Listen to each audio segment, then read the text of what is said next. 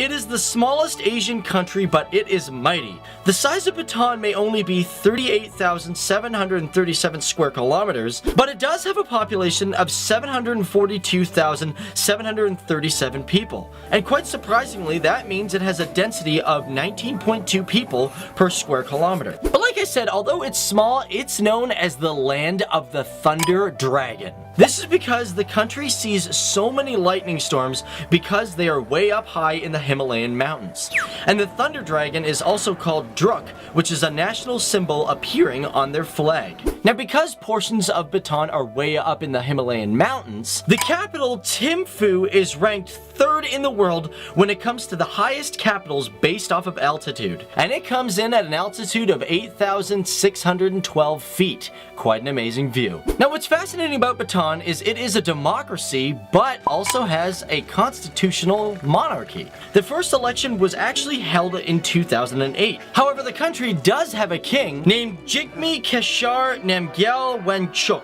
And let's not forget his queen, Queen Jetsun Pima. Now, Bhutan is a small country, but it's interesting to look at because it has things that other countries don't have. And one thing for sure is that this country is the only country where its forests absorb more CO2 than the country even produces. And believe it or not, its citizens have constitution obligations to protect their environment. And that means 60% of the nation has to stay as a forest. And if you were to ask me, I would say that the people of Bhutan are probably the biggest environmentalists on the planet. And being green is not just for the trees, because the government of Bhutan has an amazing amount of renewable energy, and that energy is hydroelectric.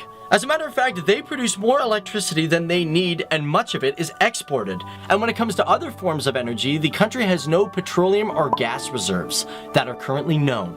Now, speaking of import-exports, let's talk about that.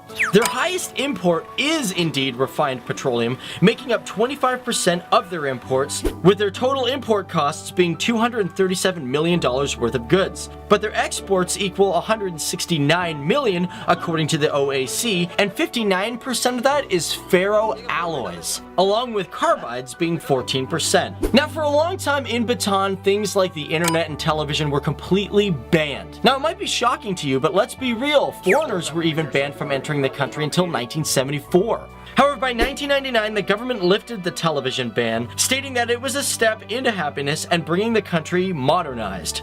So let's move on and let's talk about smoking, because Bhutan is the only country to completely ban the use of tobacco. Now, the rules at one point were very tight. If you were caught with it, you would get 3 to 5 years in prison. And this was with the Tobacco Control Act that was introduced in 2010, which led to 59 arrests. However, in 2012, they amended the law, and if you still have too much tobacco on you, you can get time, but they really wanted to downplay the seriousness of it all. But please don't smoke.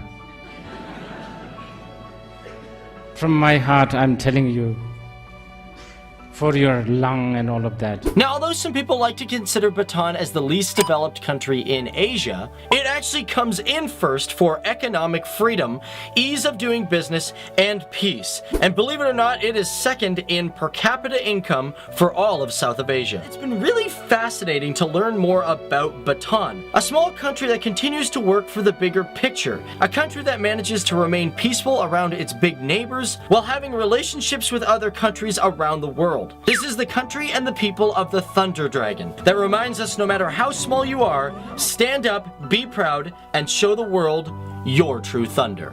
A country that has a proud and traditional people that have remained true to their heritage. A land that sounds as if it's some sort of fairy tale land that one would go on an adventure. Bhutan over the years has had a complex history, and there's some evidence that indicates that Bhutan had people inhabiting the region over 2,000 years ago. However, unfortunately, there's not much evidence except for major theories. But there's also been a few breadcrumbs to prove that maybe the Monpa people of the Arunachal Pradesh region were in Bhutan long before Buddhism from Tibet came to the country in the 7th century. And the introduction of Tibetan Buddhism is all thanks to Songtsen Gampo, who is the king of Tibet. Now, he in fact ordered 2 Buddhist temples to be built within Bhutan. One was in Jakar village in the Bumthang Valley, and the other is the Kitchulakang Temple in Paro Valley. And currently it still stands today, and it is the oldest temple being built back in the 7th century. Now, speaking of this temple, it was visited by Guru Padma Sambhava, And when it comes to Bhutan, this guy is very important, because around the mid-700s, he helped influence Buddhism more within the country, and also assisted in building the first official Buddhist monastery in Tibet called the Samye. Now we know he's important in Tibet and he brought Buddhism into Bhutan, but are there other reasons as well? Well, if you look at the Tiger's Nest, or the Pero Taksang, which is a world-famous temple that was built in 1692. Now this thing is located in Bhutan, and it's also located at the side of a cliff. Who would build a temple on the side of a cliff? That sounds insane. The reason for this is that it is an entrance to the cave that Guru Padma Shamhava, who was said to have meditated in this cave for 3 whole years. Which makes me sort of draw a conclusion that's where they got the idea of Luke Skywalker hiding in a cave in episode 8. Maybe? Now as for this temple, it is quite a climb, as it sits 10,240 feet above sea level, and to climb up it, you need to go 3,000 feet above the Pero Valley. However, there are multiple directions to come from when going to the temple. But as you climb or go through the forest from its rear, cloud cover will give it an eerie feeling as you approach it. And at this temple, during the months of March and April, is a very special celebration. This is Teshu, which is a festival that honors Padma Shamhava. And during these festivals, the main focus are intricate cultural traditional dances called sham dances, which are vignettes that tell short stories of the life of Padma Shamhava. Now let's jump back to the history of Bhutan, because one downside is that most of its history and records were destroyed during a really bad fire. During the years of the 1900s and before, the city of Panaka served as capital until it was moved to Thimphu in 1955, which ironically is only about 72 kilometers away, and that might not seem very long, but it does take like 3 hours to get there because there's so many winding roads. Now the fire happened in 827, causing great damage to the Panaka Dzong, which was the major political building at the time. As well, it is the second oldest dzong in all of Bhutan, being built between the years of 1636 and 1638. And despite its major history of fires and damage from earthquakes, it still stands today and is still one of the most amazing dzongs in all of Bhutan. As well, it was the place where the king of Bhutan, Wangchuck, and his wife Pema got married in 2011. Now speaking of dzongs, these buildings have major meaning to them. For example, the very first dzong being built was the Simtoka Dzong, which translates to the place of profound meaning of secret mantras. It was built in 1629 by Zamdrung Nagyal, who's pretty much famous for uniting all the different groups within the country, making Bhutan one big national state. And let's fast forward a bit, because in 1907, it was a big year for Bhutan. A lot changed. It was during this time that Ojen Wangchuck became crowned as the first king of Bhutan. And although Bhutan had its leaders before, this was the first time it ever became a Buddhist monarchy. And it's also interesting to know that Wangchuck had been ruling for over a decade before 1907, being known as Druk Desi when he took claim after his father died in 1885. Now with this new monarchy, the British had become interested in Bhutan. Thus Bhutan signed the Treaty of Panaka in 1910. Now this created an alliance with the British, in which the British then handled all the foreign affairs, making Bhutan an India princely state. Now this didn't even last half a century, because on August 8th of 1949, Bhutan followed with its other South Asian countries, gaining its independence from the United Kingdom, becoming its own country.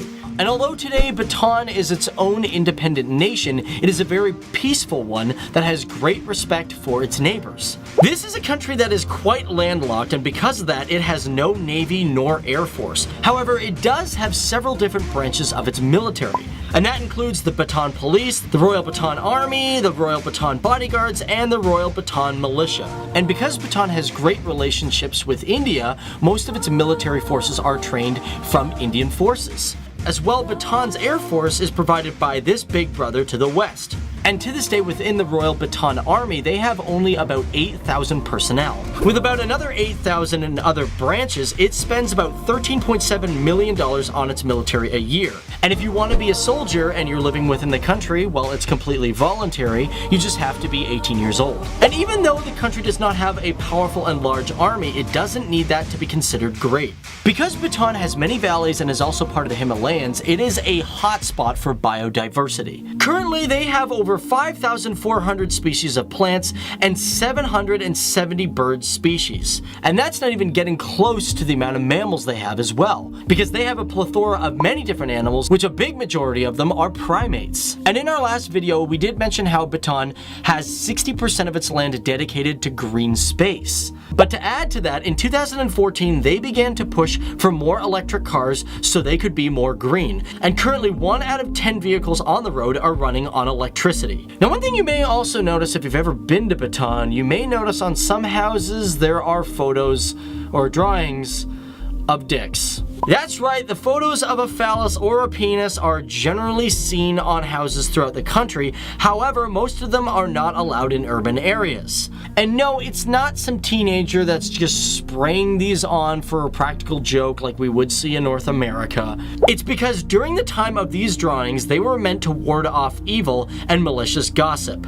And I don't know how that works, because up here in Canada, if I drew a phallus on my house, like a big one, I'm pretty sure that would generate a lot of gossip.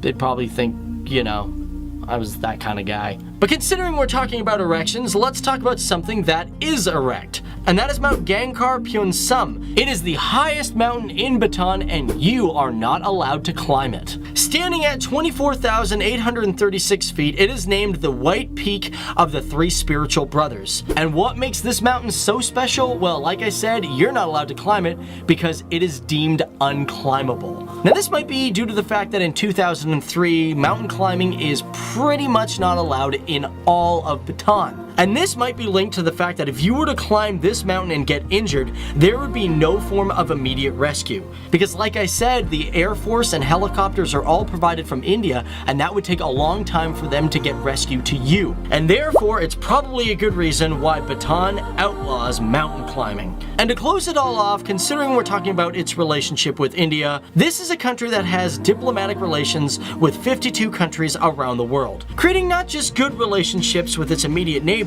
but countries on the other side of the planet. We know that it is a country that has an interesting history, and although maybe small and surrounded by bigger countries, it is still a country that tries to do its own thing in its own way. With a great culture and people who have roots in traditional values, the country of Bhutan may have a small population, but it is indeed bigger than it seems. The mysterious land of the Thunder Dragon that attracts the young, the bold, and is home to the true.